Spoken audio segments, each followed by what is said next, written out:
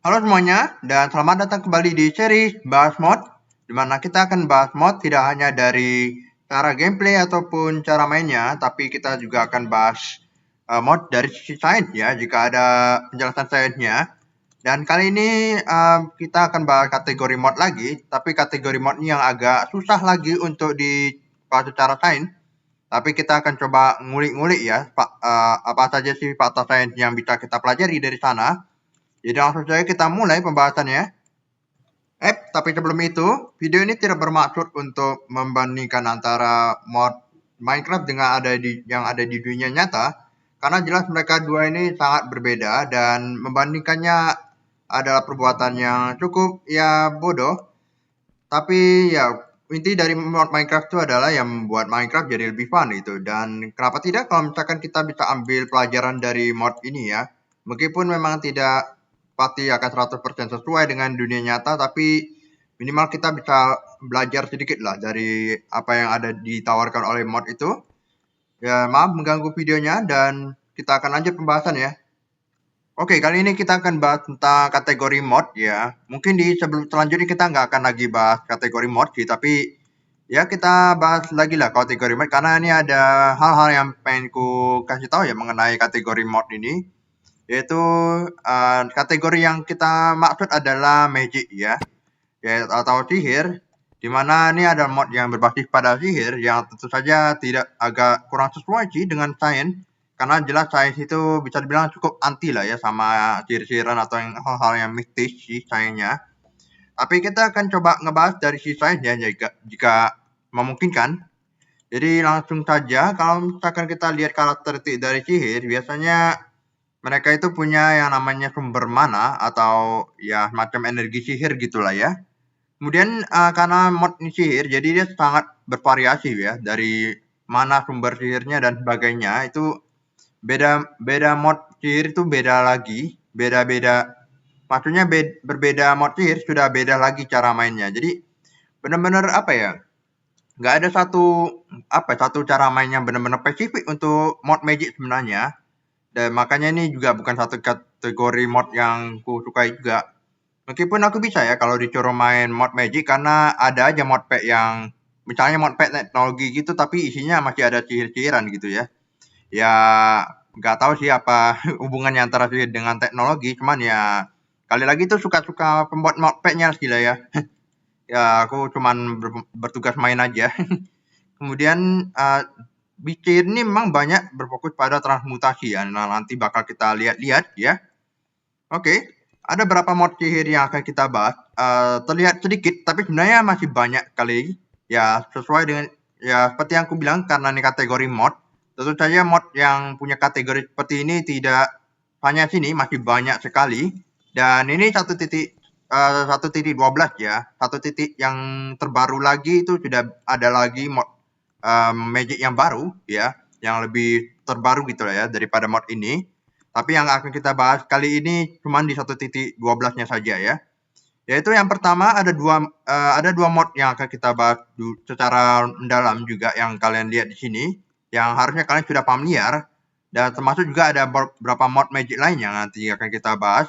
Dan mod ini adalah mod yang cukup populer juga, yaitu yang pertama adalah Botania, di mana dia ada di versi 1.7.10, cukup jadul ya, sudah ada dari dulu sampai 1.20, yang dimana dia yang menariknya berfokus pada creating magical flower, membuat bunga magis ya, bunga mistis, dan apa nih, perangkat menggunakan mana ya, the power of the earth ya, kekuatan dari bumi. Dan ini adalah wand-nya atau macam tongkat gitu lah ya untuk konfigurasi macam-macam. Jadi biasanya kalau misalkan kalian main di overworld ya, kalau misalkan kalian jalan-jalan gitu di dunia nyatanya, kalian bakal nemu beberapa bunga-bunga yang seperti ini, mystical flower ya namanya, dengan warna berbeda-beda, ada yang orange, ini ada yang biru, ada yang putih. Dan kalian kalau misalkan nggak bisa dapetin ini dari overworld misalnya, kalian jalan-jalan tapi nggak nemu, kalian bisa pakai Prolopet Treasure ini buat ngasilin bunga-bunganya. Jadi kalian ngeliat ada macam partikel-partikel gitu, ya tentu saja harus kalian aktifkan si partikelnya ya. Jadi partikel-partikel ya bersinar-sinar seperti ini. Dan otomatis berarti itu adalah bunga mitik ya, mitik. Jadi kalian bisa pakai. Ini adalah komponen utama dari semua apa ya, hal-hal yang ada di Botania ya. Jadi kalian mau gak mau harus pakai ini. Jadi untuk bisa masuk ke Botania ini, kalian ada bukunya di sini. Ada satu buku yang namanya Ika Botania. Kalau kalian mau tahu lebih detail mengenai Botania, ini ada buku panduan untuk Botania. Dan kan yang satu lagi ini ada yang apa? Yang ada warna emas-emas di pinggir-pinggirnya. Nah, ini adalah versi yang lebih maju lagi.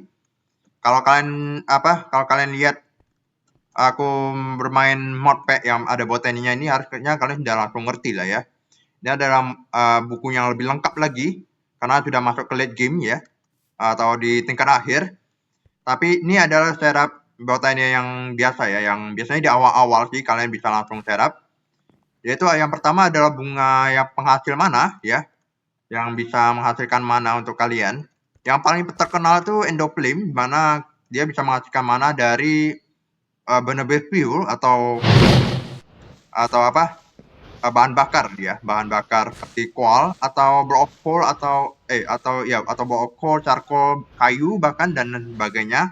Lava sih kayaknya enggak ya, karena lava agak aneh dia. Dan dia bakalan menghasilkan mana yang ditaruh di mana trader. Mana tradernya akan ditaruh ke mana pool, dan mana di sini yang ada di mana pool ini ya, kolam mana itu bisa kalian pakai buat macam-macam. Contohnya yang paling sering itu runic altar. Kemudian ada untuk bikin teratil. Untuk bikin teratil misalnya, bukan aku nggak mau ambil.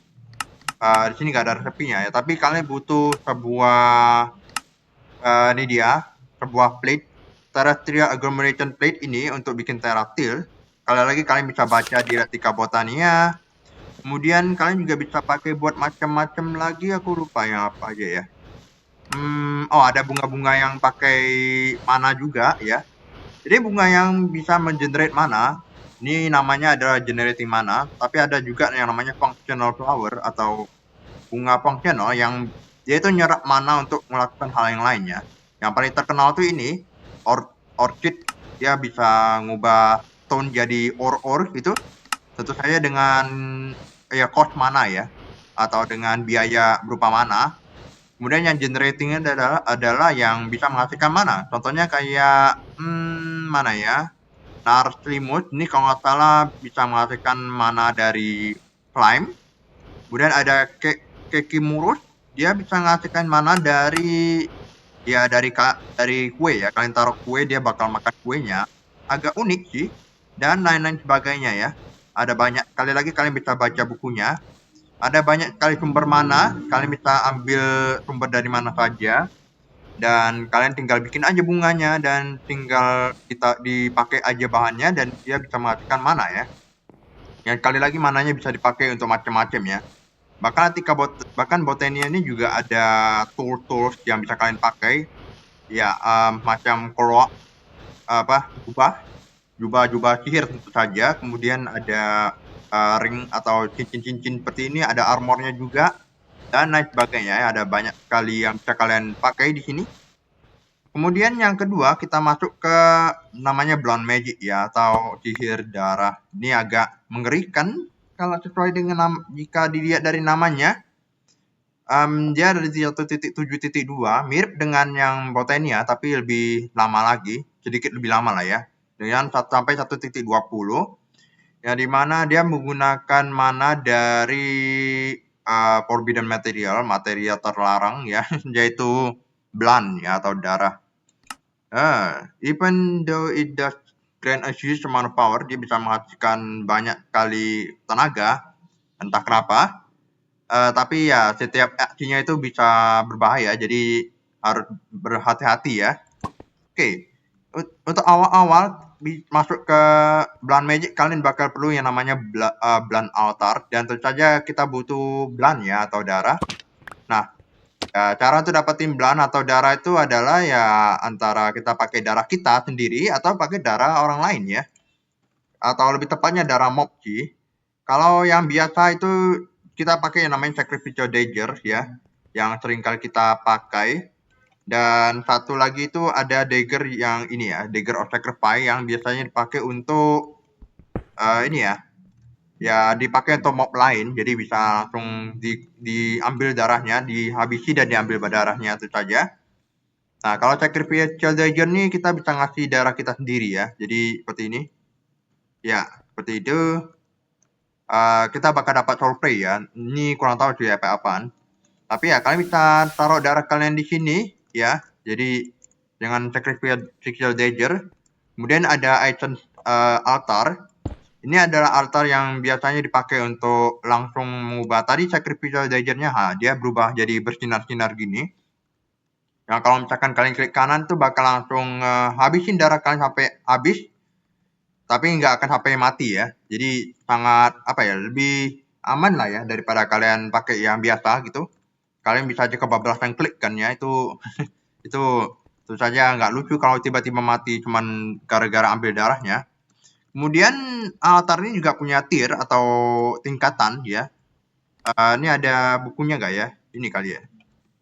Ini ada tingkatan. Jadi ada tier 1, T2, 3, 4 sampai 5 ya. Seingatku sampai 5 ya maksimal. Kalau ada 6 mungkin itu add-on atau tambahan.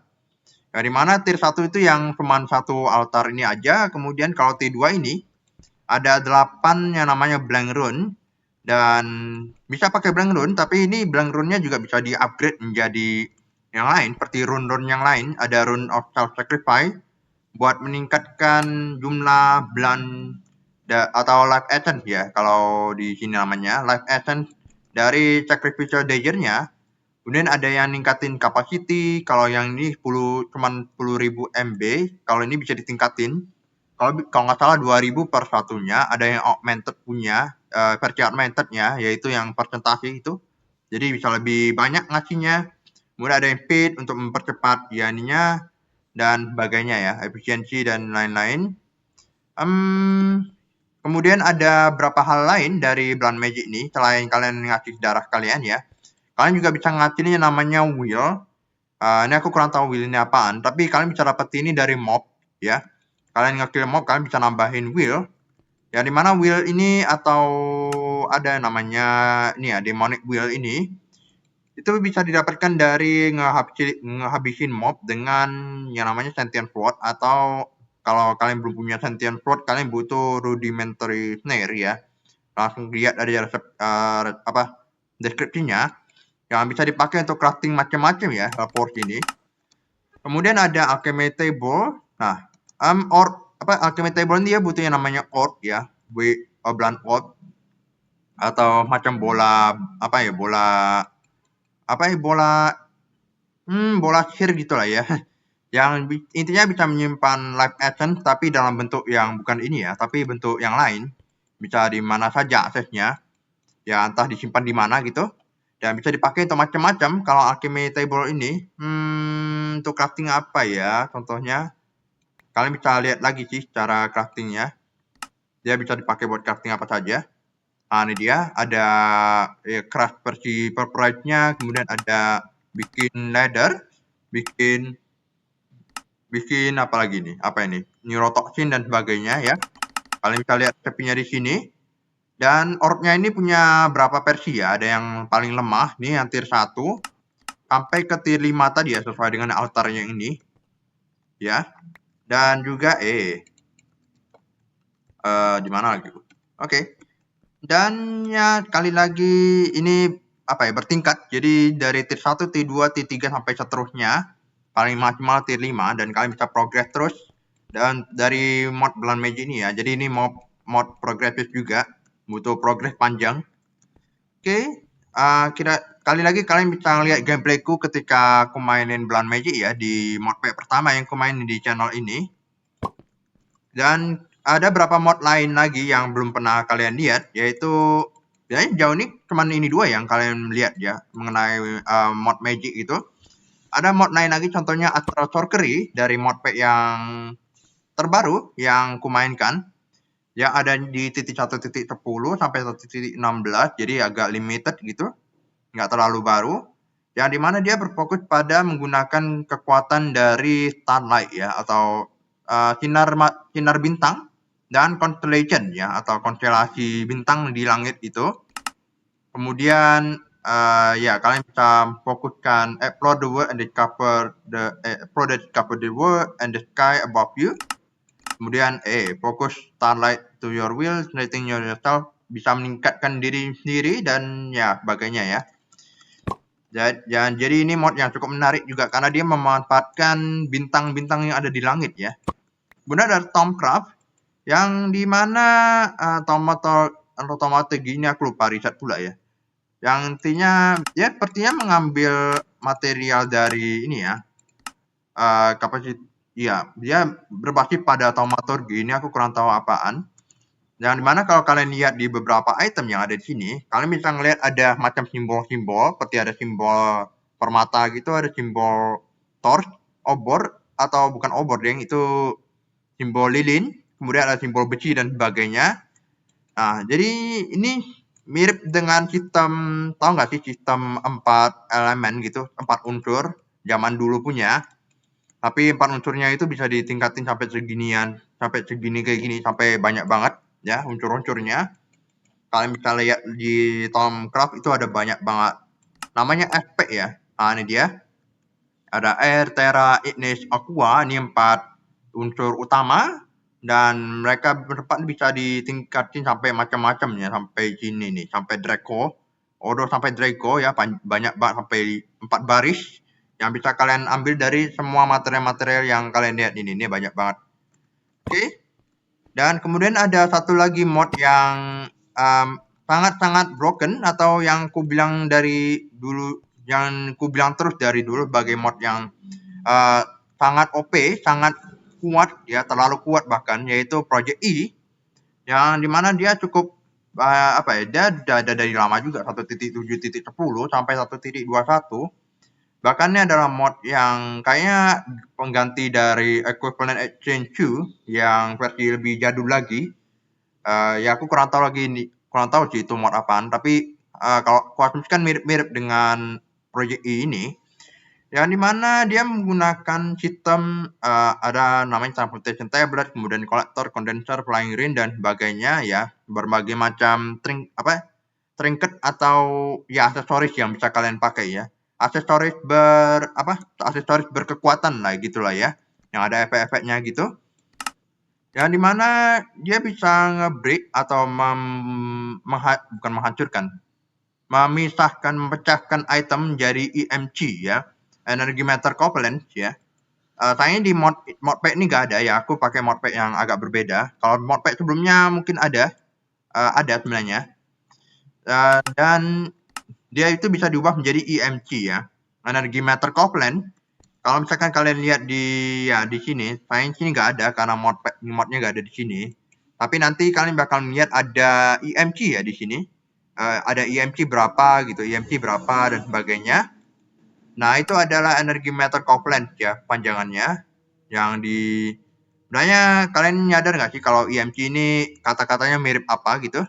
Nanti akan kita bahas. Tapi dia dibilangnya singkatan dari Energy Matter Covalent ya. Covalent, energi materi, kesamaan energi materi ya gitulah ya. Dan dipakai untuk membuat item yang baru ya. Makanya aku bilang ini mod yang sangat broken karena dia bisa mengubah satu item jadi item-item yang lain ya. Begitu juga mod magic seperti ini. Ini aku agak lupa demonstrasikan. Jadi untuk yang bot ini ya, kalian bisa mengubah iron, beberapa material lainnya menjadi versi mana ya. Ada iron, ini dia. Ada diamond menjadi versi mananya, mana steel dan mana diamond. Bahkan ada apa ya namanya ya, yang bisa mentransmutasikan lagi menjadi material yang lain. Coba aku cari dulu. Ini dia, Alchemy Catalyst. Dia bisa dipakai untuk mengubah item menjadi versi yang lain. Seperti ini, bunga rosebud ya, bisa diubah menjadi peony. Peony bisa menjadi dandelion dan ya diubah-ubah aja terus ditransmutasi dari versi yang lain ya. Termasuk juga yang ini, kalian bisa mengubah tone menjadi blank slate yang bisa kalian pakai buat macam-macam. Tone, ini dia. Dia bakal mengubah, kenapa nggak mau berjalan nih? Agak nge-lag kah? Oh, bukan. Ini karena aku pakai modpack yang agak berbeda, jadi dia beda resep kayaknya nih ya. Ya sesuai dugaanku pakai Living Rock. Living Rock. Aduh, ini dia. Nih, dia bisa mengubah tone. Aslinya tone ya, aslinya tone aku ingat banget. Tapi sini dia ubah menjadi Living Rock ya, yang dibikin dari Botania ini sebenarnya. Dan dia bakal berubah menjadi blank slate yang bisa dipakai buat macam-macam. Ini dia. Jadi ini ada salah satu karakteristik yang cukup spesial ya dari Botania, yaitu transmutasi ya. Sama juga dengan Astra Sorcery, meskipun transmutasinya agak-agak banyak sih. Sama Tomcraft juga ada ya. Project ini jelas karena dia bisa mengubah item satu menjadi item yang lain ya, dengan bermodalkan EMC. Oke, sekarang kita masuk ke pembahasan sainsnya ya. Jadi karena ini mod magic mungkin sainsnya nggak akan banyak sih ya, cuma segini. Tapi ada hal yang menarik sih dari dari magic ini yang bisa kita bahas, yaitu terkait dengan yang namanya mana atau sumber energi sihir di sini. Jadi kalau misalkan kita bicara soal mana ya, setelah aku cek ngeliat ketika aku main-main mod magic gitu, mod magic begini. Jadi mana ini bisa disetarakan dengan energi ya. Baru mana yang ku maksud ini apa ya? Ku bilang ku singkat aja dari yang aslinya itu energi sihir, karena setiap mod magic itu energinya, sumber energinya beda-beda ya. Jadi sebenarnya nggak bisa disatukan juga, cuman supaya mudah kita nyebutnya, kita anggap aja sebagai mana ya, yang biasanya sering kali dianggap sebagai energi sihir gitu ya. Jadi kita bilang aja energi sihir itu mana. Tapi sekali lagi mana itu banyak ya versinya. Ada dalam bentuk darah lah, dalam bentuk sinar bintang ya, konstelasi dan sebagainya. Bahkan di versi terbaru kan masih ada banyak ya mod magic gitu. Nah, kalau misalkan kita lihat misalnya ya mana itu bisa disetarakan dengan energi namun dalam bentuk yang lain ya. Biasanya energi itu kita bisa ubah jadi bentuk apa sih gitu. Contohnya kita bisa ubah jadi bentuk energi gerak. Contoh paling utamanya itu kipas angin kalian. Kipas angin itu bisa mengubah energi listrik menjadi energi gerak. Kemudian ada namanya energi panas. Ini lampu itu ada dua ya, ada dua versi, ada energi panas dan energi cahaya ya. Yang biasanya dua-duanya agak berdampingan sih ya, mereka dua itu. Kalau panas biasanya agak lebih terang gitu. Dan juga ada energi listrik tentu saja yang kita pakai beramai-ramai di era saat ini ya. Dan tentu saja masih ada banyak sifat energi lainnya seperti energi kimia atau energi apalah gitu ya. Nah, dan tentu saja termasuk juga dengan yang namanya energi kalau di Magic itu ada energi mana ya. Ya, energi mana atau energi sihir gitu. Dan menariknya, setiap mod ini punya sumber energinya cukup masuk akal kalau dibilang ya. Kalau misalkan kita lihat Botania itu dia menggunakan energi yang disebut energi fotosintesis di bunga ya. Jadi agak aneh, tapi karena secara ini kita bicara biologi sedikit lah ya. Kalau bunga itu, kalau fotosintesis itu bukan bekerja di bunga. Bunga itu cuma sebagai penarik serangga saja. Penarik serangga agar gimana ya? Penarik serangga agar serangga-serangga atau ya hewan-hewan kecil yang terbang-terbang itu bisa menangkap ya benang sarinya atau istilahnya sel reproduksinya gitu lah ya, supaya bisa ditransfer ke bunga-bunga yang lain dan bunga itu bisa berubah menjadi buah kan ya, dan menjadi menghasilkan biji juga, kemudian bisa dipakai untuk bikin tumbuhan yang lain lagi. Makanya bunga ini bukan dipakai untuk fotosintesis ya aslinya. Tapi kalau misalkan kita anggap aja lah di bunga ini sebagai tanaman gitu ya, bukan bunga yang asli gitu. Ya itu bisa dipakai untuk fotosintesis, di mana dia akan mengambil energi dari cahaya matahari dan mengubah air dan mengubah air dan karbon dioksida menjadi glukosa ya, glukosa. Yang dimana glukosa ini adalah sumber energi juga, dan mungkin di sini dia menggunakan energi yang seperti kol ini, dia mengubah dia menjadi energi mana ya, seperti itu. Alih-alih menggunakan sinar matahari mungkin ya. Oke, kemudian kalau bulan itu masih memungkinkan karena darah itu mengandung energi, sel-sel kita kan mengandung energi juga ya, karena tiap kali kita bergerak kita butuh energi tentu saja, dan termasuk juga dengan sel darah merah juga ya. Dan kali lagi sel darah juga bisa materi-materi juga bisa dipecah menjadi energi yang nanti akan kita bahas. Kemudian energi bintang, kalau energi bintang mungkin kita membahas mengenai cahaya matahari ya, seperti itu. Matahari kan juga termasuk bintang ya. Tapi bintang yang dimaksud di astrologi harusnya bintang-bintang yang kecil-kecil gitu ya di sinar matahari. Yang mana bintang-bintang itu ya sama seperti matahari juga, cuman dia jaraknya super jauh, makanya dia kecil-kecil gitu. Kecil-kecil sinarnya. Jadi mungkin kalau disuruh untuk mengambil energi dari bintang-bintang kecil-kecil itu agak ya sulit gitu ya, karena energinya mungkin kecil ya, yang sampai ke mata kita aja kecil gitu ya, yang kecil-kecil gitu, apalagi mau ditarik energinya kan. Kemudian proyek I ya jelas mengambil energi dari mata ya. Oke, dan kalau misalkan kita lihat aspek lainnya, nah kenapa sihir itu cukup masuk akal ya jika kita menganggap materi itu adalah energi. Yaitu yang pertama adalah aspek utama dari sihir, yaitu transmutasi ya. Jadi transmutasi itu apa sih? Kalau misalkan aku dari tadi bilang mengenai transmutasi, jadi transmutasi itu adalah ya proses perubahan atau konversi suatu objek, zat, atau energi menjadi bentuk yang lain ya. Bentuk keadaan atau unsur yang lain.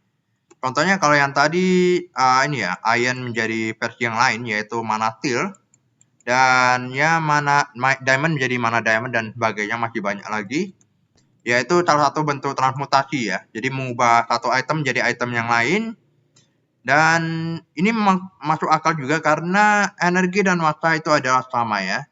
Jadi sebenarnya episode ini cukup terbatas sampai sini aja. Cuman karena aku pikir pembahasannya akan sangat singkat ya.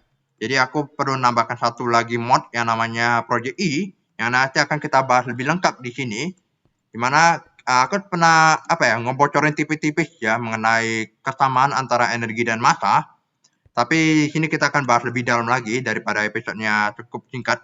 Meskipun kayaknya ini udah berapa menit ya aku recordnya. Ya kebanyakan ngomong sih. Kemudian karena seperti yang aku bilang tadi, energi dan massa adalah sama ya. Semuanya itu berdasarkan pada satu rumus yang sangat terkenal ya, yaitu IMC kuadrat. I sama dengan MC kuadrat ya. Ya, dimana seperti yang aku bilang di proyek I itu, kalau IMC ini mirip banget dengan rumus yang ini ya. Persis MC ya. Ini antara pembuat modpacknya nggak sengaja atau ya sengaja gitu, dimana mirip banget secara komposisi. Bahkan kalau di bahasa Indonesia kan juga sama ya, karena energi sama massa itu kayaknya kata serapan sih ya. Yaitu intinya apa sih arti dari rumus ini? Jadi kalau kita pecah satu-satu variabelnya ya, itu dia adalah energi, M itu adalah massa ya, atau kalau kita lebih seringnya itu berat. Tapi massa dengan berat itu sama ya, berbeda ya kalau dalam fisika. Kalau massa itu ya status dari ininya, dari status dari materinya, susah banget ngomongnya. Status dari materinya, sementara kalau berat itu gaya ya, atau ya itu ada pengaruh gravitasi istilahnya. Sementara C itu adalah kecepatan cahaya ya. Jadi kalau di bahasa Inggris kan ini adalah energi itu ya energi, M itu massa ya, semuanya berarti kata serapan nih ya. Harusnya ini energi kalau di bahasa Inggris itu pakai Y, kalau kita pakai I. Kalau bahasa Inggris kan massa, mass gitu. Mass kalau di Indonesia tambah A jadi massa. Dan antara C itu speed of light atau kecepatan cahaya ya. Ini nggak ada singkatannya sih C itu ya, Nggak tahu kenapa ditulisnya C ya. C itu kebetulan juga kata awal dari cahaya ya. Yang dimana kecepatan cahaya itu adalah konstanta ya. Jadi dia nilainya nggak berubah-ubah. Yaitu ini aslinya apa ya? Aslinya bukan sama dengan sih. Itu harusnya pakai tanda sama dengan yang bergelombang. Yaitu sekitar ya bukan sama dengan ya, tapi sekitar 300 juta meter per second ya. Atau sekitar 300.000 kilometer per second dalam satu detik cahaya bisa menempuh sampai 300.000 meter ya. Itu cepet banget, bahkan jauh lebih cepat daripada semua materi yang ada di dunia ini, alam semesta ini ya. Dan karena cahaya itu kecepatannya tinggi banget ya, belum lagi dikuadratkan, ini kan C kuadrat ya.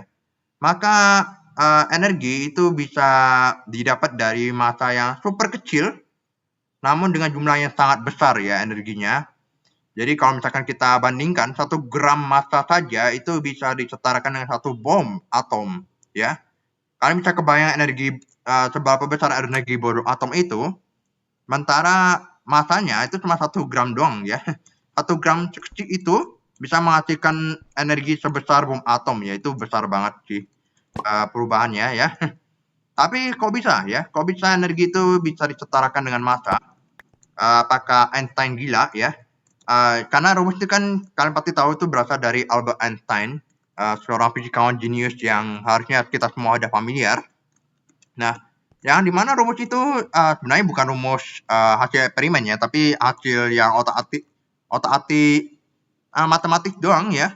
Jadi ya kalian bisa kebayang seberapa jeniusnya Einstein, dimana menghasilkan sebuah prediksi matematik hanya dari cuman hitung-hitungan aja, bahkan nggak pakai eksperimen sama sekali ya. Nah, tapi kenapa benar ya? Kenapa hasil matematis dari Einstein itu bisa benar? Nah, rupanya kalau misalkan kita lihat dari dalam atom itu sendiri ya, yaitu penyusun dari semua materi yang ada di dunia ini, sebagian besar massa dari proton dan neutron yang ada di dalam inti atom ya. Kalau inti atomnya kan terdiri dari proton dan neutron, sementara di luarnya itu elektron ya. Itu sebenarnya bukan partikel yang terkecil. Jadi proton dan neutron itu masih tergolong besar loh ya. Ya, kalau dibandingkan dengan ukuran elektron itu jauh lebih besar proton dan neutron. Kenapa? Karena proton dan neutron itu sebenarnya bukan partikel terkecil, melainkan dia adalah dia massa dari proton dan neutron itu berasal dari energi pengikat antara partikel menyusunnya ya. Jadi sebenarnya proton dan neutron itu terdiri dari partikel lebih kecil lagi yang namanya adalah quark ya. Jadi mana quark dan juga elektron ya, dua-duanya itu masuk ke dalam partikel elementer. Itu ada partikel yang paling dasar yang lebih kecil lagi. Jadi atom itu sekali lagi bukan materi yang paling kecil sih ya sayangnya. Proton dan neutron itu juga bukan yang paling kecil, melainkan yang lebih kecil lagi adalah quark ya, penyusun dari proton dan neutron. Dan di mana ternyata massa dari quark pun juga sangat kecil gitu. Dan di mana proton dan neutron massanya lebih besar lagi. Jadi dari mana semua massa dari proton dan neutron ini? Ya mau gak mau itu berasal dari energi pengikat ya. Yang di energi pengikat itu adalah gluon, yaitu sebuah partikel pembawa energi ya. Gluon itu. Jadi mana gluon itu adalah boson vektor elementer ya. Boson itu adalah partikel pembawa energi ya. Mirip dengan cahaya. Cahaya kan partikel ya. Tapi dia membawa energi elektromagnetik. Cuman bedanya ini adalah pembawa energi interaksi kuat ya, atau nuklir kuat lebih tepatnya. Ya ibarat lem subatomik yang mengikat kuat bersama ya, bentuk partikel seperti proton dan neutron ya. Jadi sebagian besar massa dari proton dan neutron itu sebenarnya cuma dari energi doang gitu ya, energi gluon. Jadi besar juga energi yang ada di dalam proton dan neutron itu. Yang sebenarnya itu hanya energi ya, bukan massa. Tapi uniknya dia bisa berubah menjadi massa ya. Bahkan karena karena massa dari partikel elementer itu kecil-kecil, biasanya sering kali dibikin dalam bentuk energi ya. Jadi karena ya yang aku bilang massa partikel elementer ya, elementer yang paling dasarnya itu kecil-kecil semua, makanya semuanya itu dalam bentuk elektron volt, bukan dalam bentuk massa ya, karena kalau dibikin jadi bentuk massa itu udah terlalu kecil banget ya. Nah, tapi bagaimana caranya kita bisa mengekstrak energi ya? Sebenarnya aku sempat pernah menyinggung dengan menggunakan yang namanya reaksi fisi dan fusi nuklir, di mana kedua reaksi itu sudah berhubungan langsung dengan inti atom, dan ketika inti atom itu berpecah ataupun bergabung, ada beberapa massa yang hilang dari sana. Nah, massa-massa itu berubah menjadi ya energi ya. Dan aku asumsikan kalau massa yang terbuang itu sebenarnya bukan massa sih, tapi ya gluon itu sendiri ya, mungkin ya. Tapi kalau kalian ahli fisika bisa komen aja di bawah. Nah, sebenarnya kedua metode itu ya, fisi dan fusi nuklir itu ya bisa menghasilkan energi yang super besar, tapi tidak semua ya, karena masih ada atom atom hasilnya ya. Jadi istilahnya uranium atau helium ya, kalau yang fusi itu kedua-duanya masih ada hasil atomnya ya. Bukan atomnya itu benar-benar hilang, tapi dia ada macam byproduct-nya atau hasil atom yang lain. Bisa ditampilkan mungkin, aku kurang tahu, tapi intinya yang aku tahu sih hidrogen berubah jadi helium ya. Tapi kalau uranium itu kurang tahu aku berubah menjadi apa. Tapi intinya dia masih ada berubah menjadi atom yang lain. Nah, kalau misalkan kita mau benar-benar mengubah satu atom atau materi menjadi energi semuanya, dan mungkin energi itu bisa diubah lagi menjadi massa. Nah, itu kita butuh sesuatu yang namanya antimateri ya, sesuai dengan yang ditulis di buku ini. Jadi untuk bisa mengubah semua massa dalam satu atom itu menjadi energi semua, kita butuh satu lagi yang namanya antimateri ya. Kayaknya nggak ada cara lain sih setauku ya. Yaitu kebalikan dari materi biasa yang tersusun dari antipartikel. Nah, setiap partikel materi itu memiliki pasangan antipartikel secara teorinya ya, dengan massa yang sama ya, tapi muatan elektrik yang berlawanan. Jadi elektron yang ada di dunia nyata kita itu ada versi antinya, yaitu anti elektron yang disebut sebagai positron, yang dia itu bermuatan listrik positif ya. Sementara elektron yang biasa kan kita tahu negatif ya. Proton mungkin ada yang versi antinya, anti proton dan anti neutron ya, dan sebagainya gitu. Dan ketika mereka bertemu, mereka akan menghasilkan energi yang super besar. Keduanya akan saling melenyapkan, yang disebut sebagai inihilasi ya, annihilation kalau bahasa Inggrisnya, inihilasi, yang berubah menjadi energi murni ya, dalam jumlahnya super besar, yang dimana energi yang dihasilkan juga sesuai dengan rumusnya Einstein juga ya, yaitu mc kuadrat, ya, dimana 1 gram saja itu bisa menghasilkan energi setara bom atom ya. Ya, secomplang itu perbandingannya. Akan tapi ya secara teori pun seharusnya setelah Big Bang ya, teori pembentukan alam semesta kita, seharusnya energi materi dan juga antimateri itu seharusnya tercipta dalam jumlah yang sama ya di alam semesta itu. Karena Big Bang itu kan menghasilkan energi yang super besar, dan semua energi itu berubah menjadi partikel yang kita tahu ya. Tapi bukan cuma partikel, tapi juga antipartikelnya ya, versi antinya. Karena ya mereka dua harus tercipta dari energi gitu, harus berpasang-pasangan gitu. Namun karena beberapa alasan yang masih jadi misteri, alam semesta ini malah jadi didominasi oleh materi biasa ya, materi yang kita tahu sekarang.